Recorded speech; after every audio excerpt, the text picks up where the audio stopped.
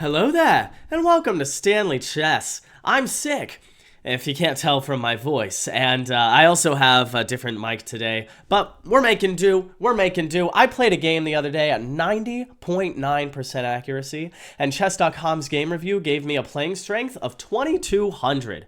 Those games only come by every once in a while, so I love to share them with you guys when they pop up. Let's see what we got here. I'm playing with the white pieces. I go ahead and play e4. We have e5, knight c3, the Vienna. Thanks, Levy. And after, bishop c4, knight f6, d3, h6, I see h6, and I think to myself, well, that seems kind of slow. I'm going to go ahead and just play f4 right away. No reason not to, right? Let's try and play f4. And the idea is to, maybe start castling long, start some kind of pawn attack, get my rook to the f-file, maybe do that by castling short as well. Possibly take to open up that file. My arrow drawing skills are just lovely, aren't they? Or push and close it down, prevent this light squared bishop from getting over here. So if black castles, I'm knocking on the door, right? Oh, isn't my voice just lovely today? I'm on antibiotics, so hopefully that helps. Anyway, I play f4, we have d6, knight f3, bishop g4. When I see bishop g4 in this kind of Vienna opening, I like to play this h3 and then queen takes after bishop takes. If bishop does not take and decides to go back here, then the bishop kind of gets trapped. And I get this crazy little pawn pyramid going on. And this is just nice for white. Just all of this space, probably castle long, and just keep marching these pawns forward, right? But alas, he takes my my knight on f3, I recapture with the queen, and develop. I take with my queen here after he chops, because, his idea with taking is I get to make his bishop move twice! And I didn't want him to have any fun. Also, I didn't want something like bishop takes and knight d4, and, it's fine, but after, queen f2, you have to worry about this fork and, kicking the knight out later. It's just a little annoying. So I decided to take with the queen instead. So now there is no knight d4. All right, we have knight e5 instead, hitting my bishop. I play bishop back to b3. This apparently is not great. You see the eval drop to black's favor here and kind of bounce back to equal. But the reason is there's this knight h5 move, which is actually kind of annoying. And there is no queen takes f7 because the knight defends. And you can't drop your queen back many places. If you try to go up here to f5, then you get forked. So that's no good. And if you drop back to f2, then you lose your queen, which is just lovely. And if you try this, it doesn't work. The knight defends. Computer says top move here is just castles, and you have to give up. It's no good. So instead, after knight h5, you would have to play queen h2, which nobody wants to play. And then after bishop h4 check, you have to move your king, and then something like knight g3 anyway. My queen is just getting suffocated on the edge of the board. I gotta move my rook, and something like castles, maybe bring this rook, king h7, king c1, and f5. Black is the one calling the shots here, and that's not what I want. I was able to castle by hand, but, my queen is locked in jail, and, black is barging through, and that's just no good. So instead, what I should have done is just gone castles, long castles, or rook f1, or queen f5. But it's okay. Neither of us saw this knight h5 idea. Queen goes up to d7, and now white is just better again. I have d4, right? d4, and that just takes the whole center. I see the possibility to take the big boy center, and I say, yes, please. The knight has to drop back. I don't care that it hits my queen. I just move out of the way. And we both castle long. Who benefits more from this position, with both of us castling long? It's white. Because, well, whose king is safer? Mine, right? I've got these pieces all protecting my king, and black has nothing over here. All his pieces are kind of congested over here. I've got the entire center, more space, and I've got the open files, and just better piece activity in general. So that's kind of why white is better here. a6 just cleanly gives up the f7 pawn, which I happily take off the board. Knight h4 attacks my queen, big whoop, I slide out of the way. My idea with queen g3 was to try and prep some e5. Also, a reason why I like white's position is because the rook staring at the queen on the other side. That's always going to be nice. So after a couple moves, we have g5, And there we go, e5 on the board. He takes. This just loses on the spot. You see the eval jump up there. Because after d takes e5, discovered attack on the queen, and the knight is hanging. So black has to address the queen issue, loses the knight. And I'm just up a clean knight. Very happy about that.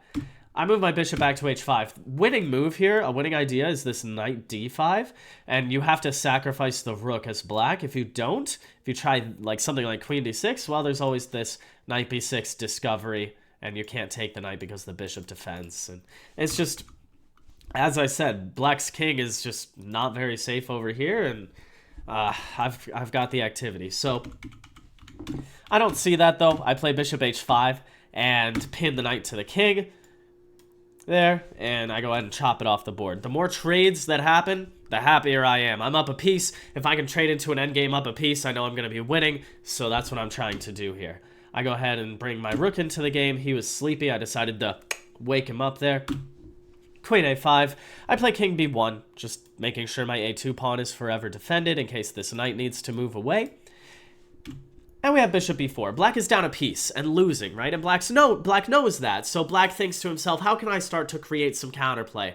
Well, let me just throw my pieces at my opponent, and hopefully he'll let me take twice and get some kind of, like, rook lift and let me checkmate him, right? That's what black's holding on to at this point. But I just go ahead and defend my knight with, well, my queen and my bishop. And I hit his rook in the corner here, so he decides to move it. And I say, okay, let me start gobbling some pawns. Yes, please. They look quite delicious. I'll take a rook trade. I'll take a bishop trade. Oh, yeah. I play a3 to create some Luft for my king. If you're not sure what that is, Luft is German for air, fun fact. And the reason you want to do that in cases like this is because... let's say I don't, right? Let's say I play some knight d5, and you see the eval already dropping here. Let's say just a random move for black, and I decide, for whatever reason, to move my rook off the back rank. This is just checkmate. Just a back rank checkmate. If you've done your puzzle rush, you should recognize that. And it's because I don't have Luft. My king is trapped in among his pawns, so that is why I play a3. I always have this Luft, this getaway square. All right. So the queen moves out of the way. I jump in, putting pressure on c7, making the queen move again. And I offer a queen trade, which black takes, and I'm like, yes, please. And now we are in an endgame where I am up a knight. A clean knight. Not a dirty one. What would a dirty knight look like? Like, I guess one that, like, rolled around in the mud? Yeah, probably. But he's clean. He just went to the groomers, got shampooed and everything. All right. So, how do you win this endgame? That's kind of the question, right? It should be easily winning. I'm up a full piece, but...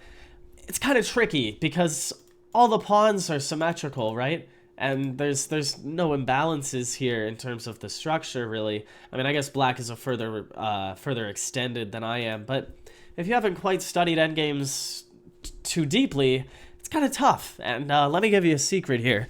I have not studied my endgames that deeply.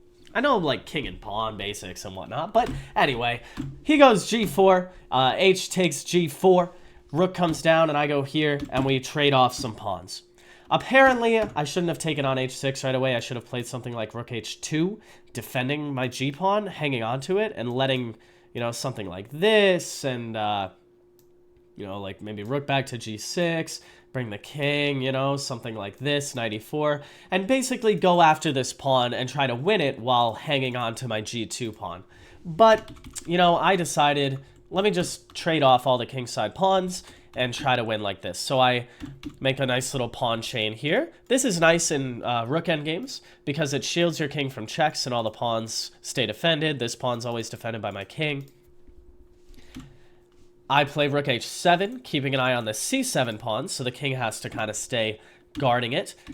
And b5, trying to instigate over here. Okay. Do I chop right away? Do I? No, I didn't want to, because after something like this, the problem is that, you know, I run this way, and, like, king b6, you know, something like this, and it's just, it's tough, you know, because the rook gets into e5, and now my knight is kind of stuck, right? I can't really jump in with my knight here. The rook guards the squares, and the king is always going to defend this pawn, and the rook is going to defend this pawn, so it's a bit tricky. Instead, what I do is I play rook d5 first. Because if this rook trade were to happen, oh, I love that. Because after something like takes, and here, well, guess what? Easiest way to win is just sacrifice your knight for one of the pawns. You're winning. Because guess what? After something like this, here, you make a waiting move, outflank, boom, and you're just going to win this a5 pawn. We all know this technique, right? We know. And then we're just going to push, not that way, this way, and we're going to make a couple of queens and ladder mate, right?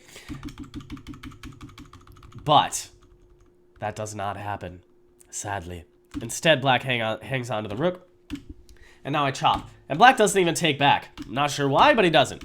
Okay, so I take, and I say, I'm up a pawn and a knight. This should be pretty smooth sailing from here on out. And you know why? Easiest way to win with white. Easiest way to win, trade all the pieces. Check. Rook has to take. And now we just have 2 on 0. This easily winning. The only thing you have to worry about is stalemate. Which, if you've watched my previous video, then you know I had a very tragic, soul-crushing, traumatic experience. Let's go ahead and replay here. Be careful not to stalemate, that's all we have to do. So don't stalemate, right? And then don't stalemate. There we go. There we go. Yeah. It hurts. It hurts.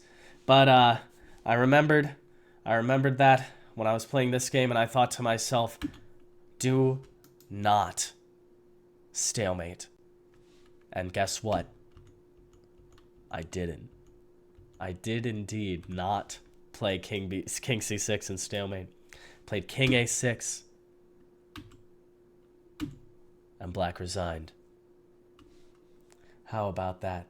Okay, if you made it to the end of this video, I just wanted to thank you for, putting up with my illness here. Hopefully I get better soon, and you won't have to listen to, my bass notes for too long. Alright, well that's all I have for you today. Make sure you like the video if you did like the video. Subscribe, leave a comment, let me know your thoughts, suggestions for future videos, and I'll see you around. Have a good one, guys.